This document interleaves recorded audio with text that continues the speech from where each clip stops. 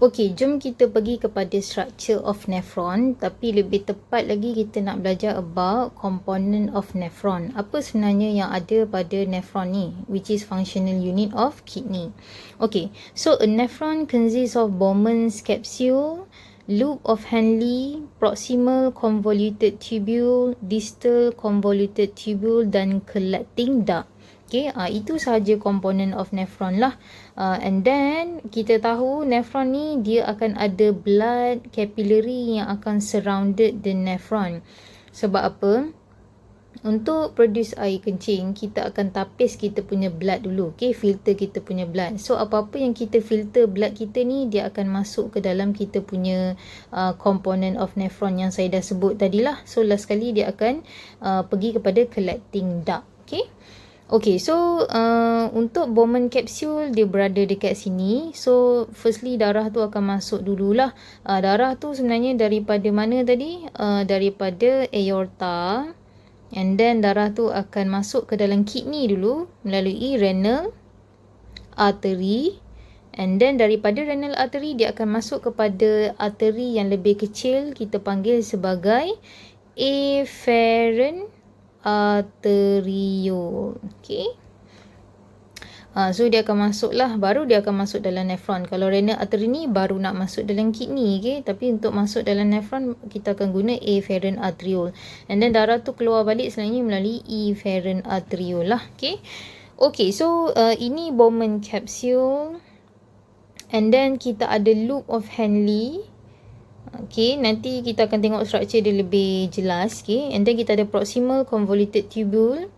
Okay, kenapa nama dia convoluted? Sebab dia highly coiled. Okay, untuk proximal ni sebab dia dekat dengan Bowman capsule lah. Okay, untuk distal ni dia di belakang sikit, jauh sikit. So distal convoluted tubule. So dia ni jauh sikit daripada Bowman capsule. Nah, sebab tu kita panggil dia distal convoluted tubule. And then last sekali daripada distal, fluid tu akan pergi kepada collecting duct. Okay, so kita ada 5 komponen of nephron. Okay, so ini je lah gambar lebih jelas. Okay, so darah tu akan masuk ke dalam kamu punya nephron melalui afferent arteriole. And then dah lalu dekat Bowman capsule ni, darah tu keluar balik lah melalui efferent arteriole. Okay, and so on.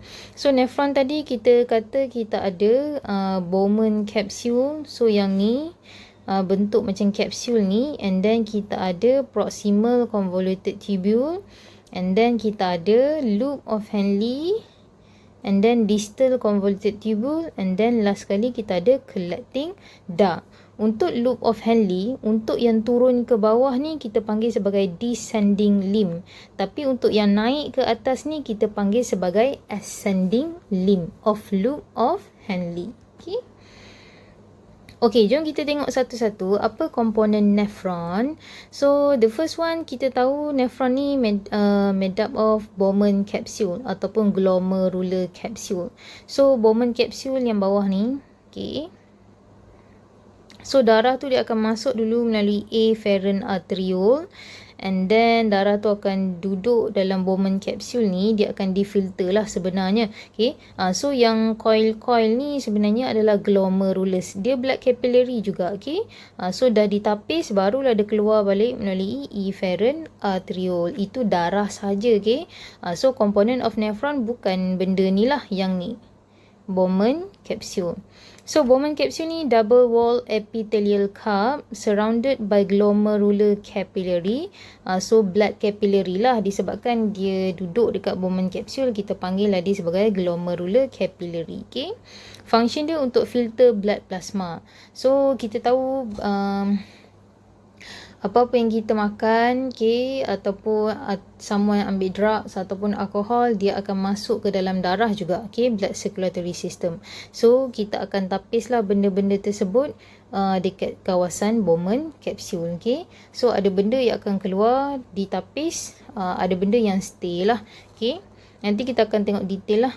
And then the second component of nephron, kita ada proximal convoluted tubule, which is close to the Bowman capsule. Kita tengok sikit gambar dia. So ni Bowman capsule.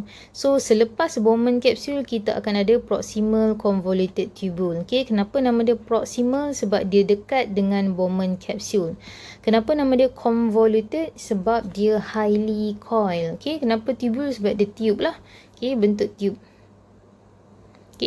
Okay, and then they highly coiled and lined with numerous microvilli to increase surface area for reabsorption. Okay, ingat balik tak, untuk produce urine kita ada 3 proses kan, ultrafiltration, reabsorption and secretion. So dekat proximal convoluted tubule ni berlakunya proses reabsorption. Actually secretion pun ada. Tapi kita belum sampai lagi part tu. So reabsorption, so ada banyak microvilli lah untuk increase surface area for reabsorption. And then dekat proximal convoluted tubule juga ada banyak mitochondria. So kita dah belajar semester 1 mitochondria, function dia adalah to synthesis ATP. Okay, so dalam kes ni mitochondria dia akan provide energy kepada proximal convoluted tubule untuk buat active transport. Nanti kita tengoklah apa benda yang dia buat, apa benda yang dia angkut menggunakan active transport. Okay, and then proximal convoluted tubule ni dia punya location adalah dekat renal cortex. So ni kamu punya kidney, kalau kita zoom in kan, kita ada bahagian paling luar kita panggil sebagai renal cortex, and then bahagian dalam ni kita panggil renal medulla. So kamu punya Bowman capsule dia duduk dekat renal cortex, bahagian paling luar. Okay, so paling luar tu maksudnya dekat sini lah. Ni renal cortex. Okay, yang bawah ni renal medulla. So ni renal cortex, yang ni renal medulla. Okay, boleh? Okay, so kita tengah cakap pasal proximal convoluted tubule kan. So proximal convoluted tubule dia duduk dekat renal cortex, outer region of your kidney. Okay, and then kalau kamu tengok dia ada 2 warna ni, arrow ni, satu warna orange, satu lagi warna purple. Okay, so yang orange ni refer pada active transport, and then yang purple ni refer kepada passive transport. So tadi saya kata proximal convoluted tubule dia ada mitochondria. So itulah function mitochondria ada banyak dekat proximal convoluted tubule, sebab banyak energi yang akan digunakan untuk active transport. Okay,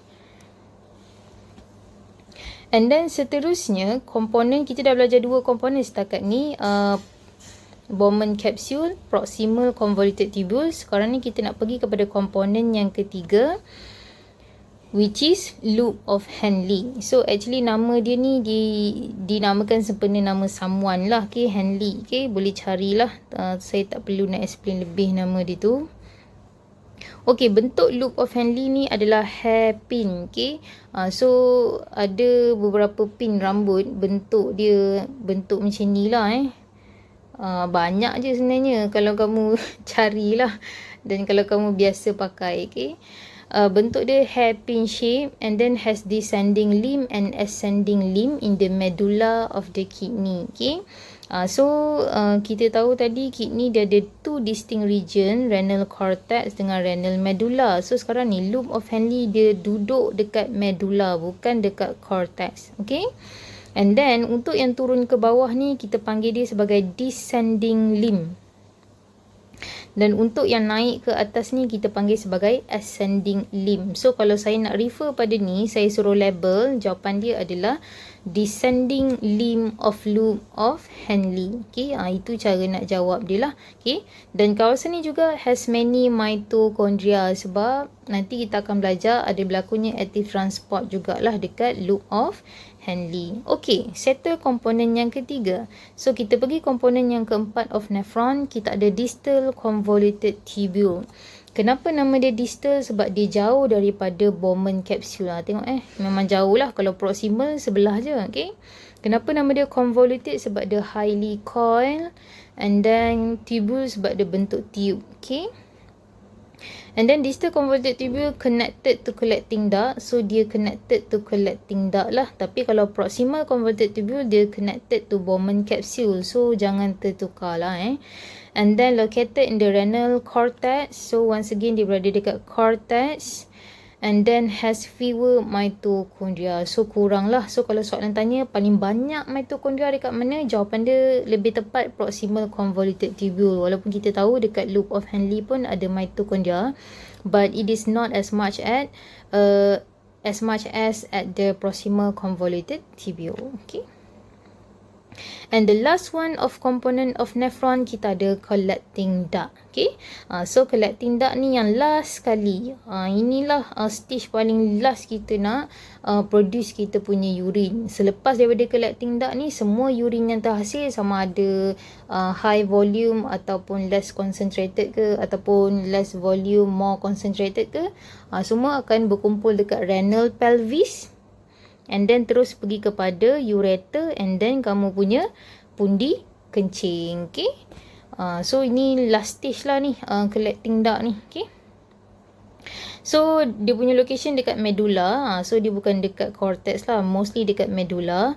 So function dia drain filtrate into the pelvis of the kidney, and then urine flow into the ureter. So apa-apa pun dah sampai dekat collecting duct, semua urine tu akan masuk ke bahagian pelvis kamu. Okay. So dah pergi pelvis, dia akan lalu kamu punya ureter, and then daripada ureter kita akan simpan dalam kamu punya urinary bladder. Okay. And then bila nak terkencing, dia akan keluar melalui uretra. Okay, boleh? Itu je lah. Okay. Okay. Okay, I think that's all for component of nephron.